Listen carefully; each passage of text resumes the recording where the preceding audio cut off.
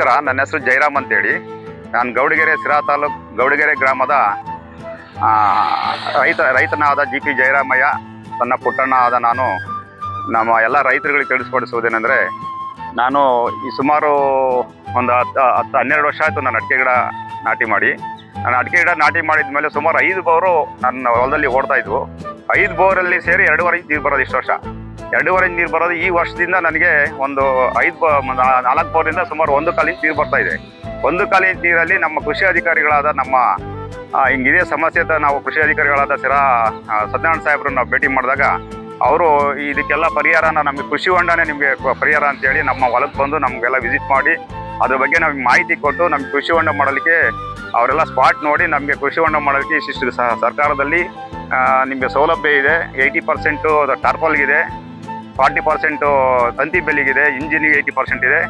ನೀವೆಲ್ಲ ಸದ್ಬಳಕೆ ಮಾಡಿಕೊಡಿ ಅಂತೇಳಿ ನಮಗೆ ಮಾಹಿತಿ ಕೊಟ್ಟಾಗ ನಾವು ಅವ್ರು ಬಂದು ನಮಗೆಲ್ಲ ಸ್ಪಾಟ್ ನೋಡಿ ನಮಗೆ ಇಷ್ಟು ಸ್ಟಡಿ ಮಾಡಿ ಅಂತೇಳಿ 21 ಮೀಟರ್ದ ನಮಗೆ ಸರ್ಕಾರದಿಂದ ನಮಗೆ ಸ್ಯಾಂಕ್ಷನ್ ಮಾಡಿಸ್ಕೊಡಿ.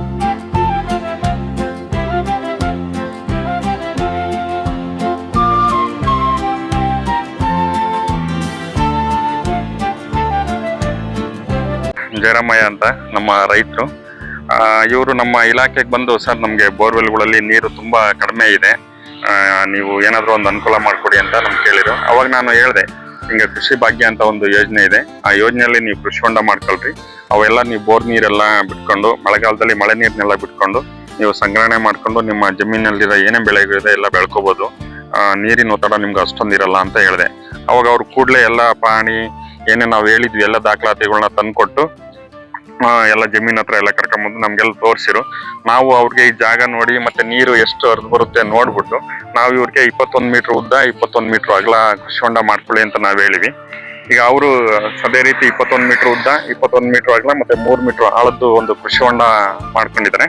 ಅದೇ ರೀತಿ ಅವರು ಟಾರ್ಪಲ್ಲು ಮತ್ತೆ ಡೀಸೆಲ್ ಇಂಜಿನ್ ಮತ್ತೆ ಈ ಸುತ್ತ ಈ ತಂತಿ ಬೇಲಿ ಮಾಡ್ಕೊಂಡಿದ್ದಾರೆ. ಈ ತಂತಿ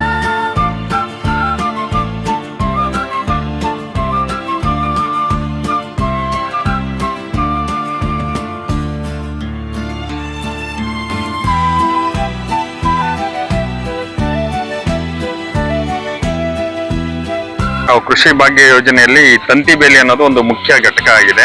ಇದನ್ನ ಎಲ್ಲಾ ರೈತರು ಸಮೇತ ಕಂಪಲ್ಸರಿ ನೀವು ಮಾಡ್ಬೇಕು. ಯಾಕಂದ್ರೆ ಈಗ ಕೃಷಿ ಹೊಂಡದಲ್ಲಿ ನೀರು ತುಂಬಿದ್ದಾಗ ಯಾವ್ದಾದ್ರು ಜಾನುವಾರುಗಳು ಬರ್ತಾರೆ, ಇಲ್ಲ ಯಾರಾದ್ರೂ ಹುಡುಗರು ಮಕ್ಳುಗಳು ಬಂದು ಆಟ ಆಡಕ್ ಹೋಗ್ತಾರೆ, ಅವಾಗ ಕಾಲ್ ಜಾರ್ ಬಿದ್ರು ಅಂದ್ರೆ ಅವ್ರು ಹತ್ತು ಬರೋದಕ್ಕಾಗಲ್ಲ.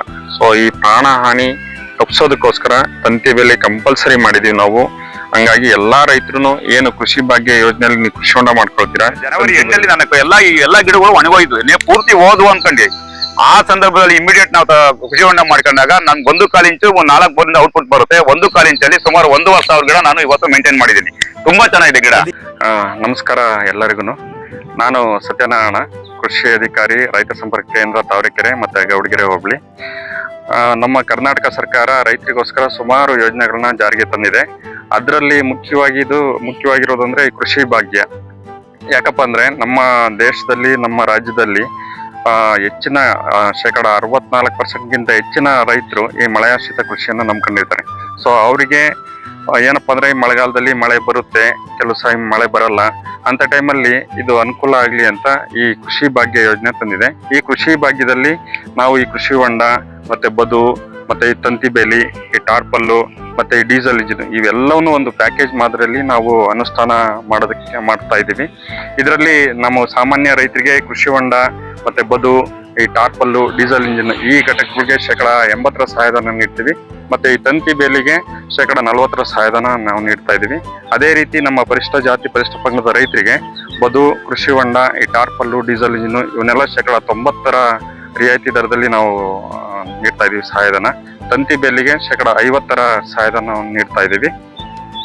ಇನ್ನು ಉಳಿದಂತೆ ಈ ತುಂತುರು ನೀರಾವರಿ ಘಟಕನ ಎಲ್ಲಾ ವರ್ಗದ ರೈತರಿಗೆ ನಾವು 90% ಸಹಾಯಧನ ನೀಡ್ತಾ ಇದ್ದೀವಿ. ಇದು ಕೃಷಿ ಭಾಗ್ಯದಲ್ಲಿ ಇದು ಹೆಂಗೆ ಉಪಯೋಗ ಆಗುತ್ತೆ ಅಂದ್ರೆ, ಈಗ ಮಳೆಗಾಲದಲ್ಲಿ ಫಸ್ಟ್ ಮಳೆ ಚೆನ್ನಾಗಿ ಬರುತ್ತೆ, ಆಮೇಲೆ ಬೆಳೆ ಚೆನ್ನಾಗಿದ್ದಾಗ ಮಳೆ ಬರಲ್ಲ. ಅಂತ ಟೈಮಲ್ಲಿ ಏನಾಗುತ್ತೆ, ಈ ಮಳೆ ನೀರನ್ನ ನಾವು ಸಂಗ್ರಹಿಸ್ಕೊಂಡಿದ್ದಲ್ಲಿ ಮಳೆ ಚೆನ್ನಾಗಿ ಬಂದಾಗ ಈ ಬೆಳೆಯ ಸಂದಿಗ್ಧ ಅವಧಿಯಲ್ಲಿ ಇಲ್ವಾ ಮಳೆ ಬರ್ದಲ್ಲೇ ಇದ್ದ ಟೈಮಲ್ಲಿ ಈ ನೀರನ್ನ ನಾವು ಕೃಷಿ ಬೆಳೆಗೆ ನಾವು ಹಾಯಿಸ್ಕೊಂಡಾಗ ಇಳುವರಿಯಲ್ಲಿ ಯಾವುದೇ ರೀತಿ ಕುಂಠಿತವಾಗುವುದಿಲ್ಲ. ಅದೇ ರೀತಿ ಬೇಸಿಗೆ ಹಂಗಾಮಿನಲ್ಲಿ ಈ ಬೋರ್ವೆಲ್ಗಳಲ್ಲಿ ನೀರಿನ ಇಳುವರಿ ತುಂಬಾ ಕಡಿಮೆ ಆಗುತ್ತೆ. ಅಂತ ಟೈಮಲ್ಲಿ ಎಲ್ಲಾ ಬೋರ್ವೆಲ್ ನೀರನ್ನು ಈ ಕೃಷಿ ಹೊಂಡಕ್ಕೆ ನಾವು ಸಂಗ್ರಹಣೆ ಮಾಡಿಕೊಂಡು ಒಂದೇ ಸರಿ ಎಲ್ಲಾ ಬೆಳೆಗಳಿಗೆ ನಾವು ಹಾಯಿಸ್ಕೊಂಡಾಗ ನಮಗೆ ನೀರಿನ ಒತ್ತಡ ಅಷ್ಟೊಂದಿರೋದಿಲ್ಲ. ಸೊ ಎಲ್ಲಾ ರೈತರು ಸಮೇತ ಈ ಕೃಷಿ ಭಾಗ್ಯ ಯೋಜನೆಯ ಅನುಕೂಲನ ಪಡ್ಕೋಬೇಕು. ನೀವು ನಿಮ್ಮ ಹತ್ತಿರದ ರೈತ ಸಂಪರ್ಕ ಕೇಂದ್ರಕ್ಕೆ ಹೋಗಿ ಒಂದು ಪಾಣಿ, ಒಂದು ಆಧಾರ್ ಕಾರ್ಡು, ಒಂದು ಅರ್ಜಿ ಫಾರಮು, ಮತ್ತೆ ಪರಿಶಿಷ್ಟ ಜಾತಿ ಪರಿಶಿಷ್ಟ ಪಂಗಡ ವರ್ಗದವರಾಗಿರೋ ಒಂದು ಕ್ಯಾಸ್ಟ್ ಸರ್ಟಿಫಿಕೇಟ್ ಇಷ್ಟನ್ನು ಕೊಟ್ಟು ನೀವು ಅನುಕೂಲ ಪಡ್ಕೋಬೇಕಾಗಿ ನಾನು ಕೇಳ್ಕೊಳ್ತಾ ಇದ್ದೀನಿ. ನಮಸ್ತೆ.